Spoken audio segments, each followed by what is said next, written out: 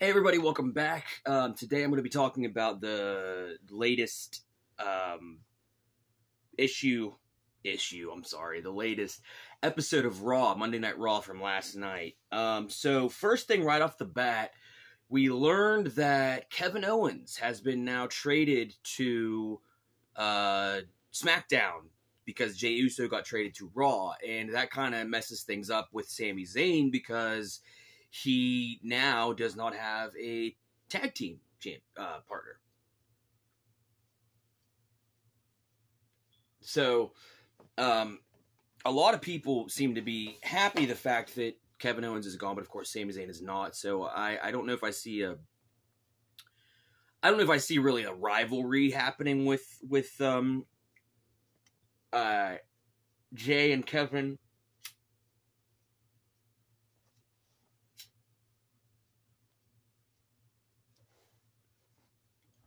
Jay and Sammy, I'm sorry. But I mean, obviously Kevin Owens was already hesitant that he was even coming onto Raw, so he's going to be furious if he comes back. I don't know how that's going to work. I mean, who knows? But that's the thing. So it seems to be that Shinsuke Nakamura from the fallout from Fastlane is now off of Seth freaking Rollins and is now targeting Ricochet, which I would love to see that because if I remember correctly, kind of before the whole Shinsuke Seth Rollins thing, there was kind of a beef going already. So if I remember, I might be wrong, but I'm kind of looking forward to explore that because I obviously love both of them in their own way. Ricochet is definitely more of the good guy in this scenario, and Shinsuke is definitely the villain. But they ended up fighting. They ended up having a Falls Count Anywhere. Shinsuke Nakamura did end up winning it, but I really thought it was a good match regardless. I wanted Ricochet to win because I'm a big fan of his and have been for a while, but I mean, I was totally fine with the way it was because it was a good match, and I really wish that they would do more Falls Count Anywhere matches.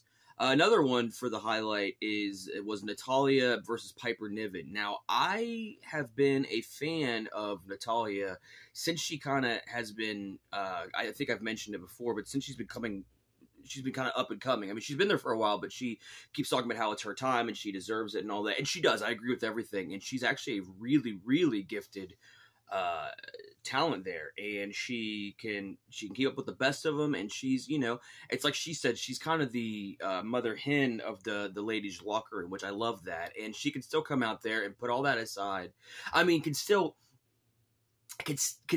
be the mothering figure that the ladies need, but also she is now the kick-ass that we hopefully will see more of. I like when they do that, when they take these kind of maybe not timid, but kind of they have one style of story and then they make him more of a badass, and it seems like what they might be doing with Natalya, and I like that. But she still keeps her approachable demeanor, and I love that.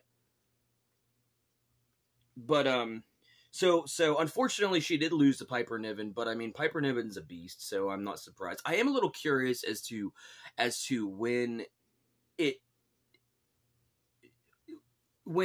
Sonya Deville's going to come back and the whole Chelsea Green thing is going to... I don't know what's going to happen because obviously before Sonya got injured or whatever, I think she got injured, and her and Chelsea Green were tag team partnerships, and then Piper Niven kind of just pushed her way in there. So I'm very curious to say that because from what I've seen, Sonya Deville doesn't really...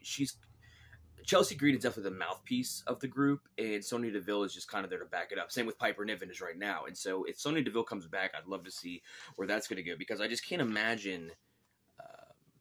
I don't know. I just can't imagine. But I'm really excited. Johnny Wrestling, Johnny Gargano, my man, big fan of his, went up against Ludwig Kaiser, and it was Johnny Gargano. I feel like it was his first time back in a while, and freaking Ludwig, of course, this is what makes me mad about Imperium. I love them all. They're all talented. I love Gunther and all that, but they keep talking about how they do it honorably and because they respect the mat and everything like that. But every single time, it's kind of like they're like the Judgment Day, like the German Judgment Day, because they can't ever seem to win without the numbers game. Because Johnny Gargano was going against Ludwig Kaiser, and he had it, man. He had it in the bag, and then Giovanni Vinci came out, and of course, since he was messing with Johnny Gargano, ended up winning the match for Ludwig Kaiser. So, I mean, he won, but as far as I'm concerned, Johnny Gargano won. I'd love to see that rematch because I'm interested in it. Another little thing, our favorite or least favorite, however you want to clarify him, and I've had my thoughts on him, but social media star Logan Paul has come out and challenged Rey Mysterio. I don't know why. I mean, it's going to be a great match, I'm sure, whenever it is made official or whatever it's coming to. It may be one of our future pay-per-view things. So we'll see about that. But that should be a good match because no matter what you say about Logan Paul on a personal level and his nonsense podcast that he does from time to time, that he has those random stupid things on. The dude can wrestle. I think I've covered it before, but he can wrestle, and I'm glad to see that. I don't know if it's the fact he's just too busy to be on the main roster or what, because some of those guys we won't see for 2 or 3 weeks. So I kind of figure that they'd be able to get him in and somehow just manage to he'll be there, but he won't be there every week kind of deal. So I don't know, but maybe they I don't know. But another match that I was really looking forward to, of course, was Shayna Baszler versus Rhea Ripley, and I thought for sure that Shayna was going to submit Rhea Ripley, but then Rhea Ripley picked her up and slammed her. And, of course, won. But then, was about to win. And then Nia Jax came in and attacked Raquel Rodriguez, who was there. And because she was about to attack Zoe Stark and then attacked Nia Jax. It was so anyway, I think the women's roster is more stacked right now than the men's roster. I think all of those women, every single one of them that I can think of, is more intense and just ready to go than like 90% of the men's roster. Not to rag on the men's roster, but I mean the women's roster is stacked. You got Nia Jax, Piper Niven, Raquel Rodriguez, Liv Morgan when she comes back, Rhea Ripley. I mean, it just goes on, and it's a really good. It's a really good roster right now, and I hope it stays that way because, honestly, I think that a lot of times women fight more dirty, and I don't mean like illegal, but they kind of just go for it. Men, it kind of seems like they'll have good matches and whatnot, but when women go out there, it's like a full blown cat fight, and you just are really like, oh, okay, what's gonna happen, And then we get these matches that we get, so I'm very excited for this to happen. I'd love to see that match.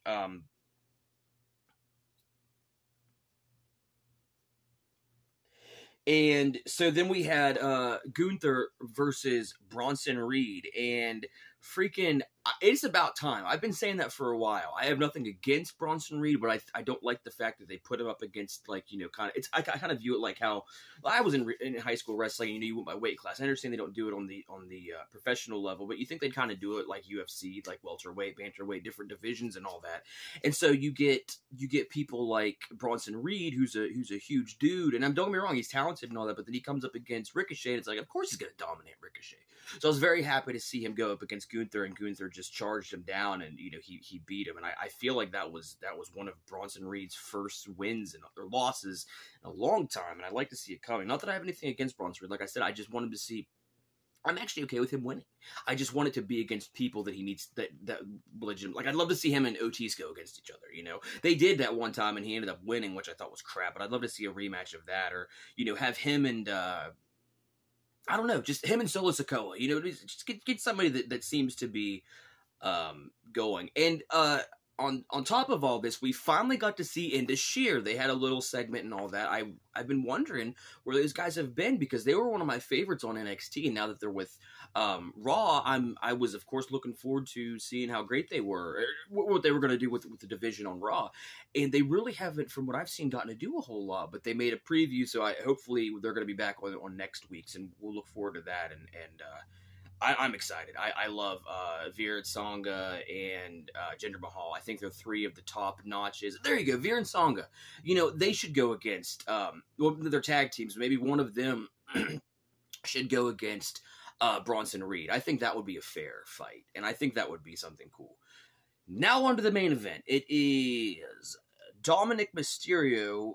So it was Priest and Balor versus Jimmy Uso and Cody Rhodes, or I'm sorry, Jey Uso and Cody Rhodes. So of course Dominic Mysterio came out to help freaking Priest and Balor because the Judgment Day can't do anything by themselves unless the rest of the crew is there. So that's very freshly annoying, and especially when you got Dominic Mysterio, it's like, ah, fuck you, buddy. But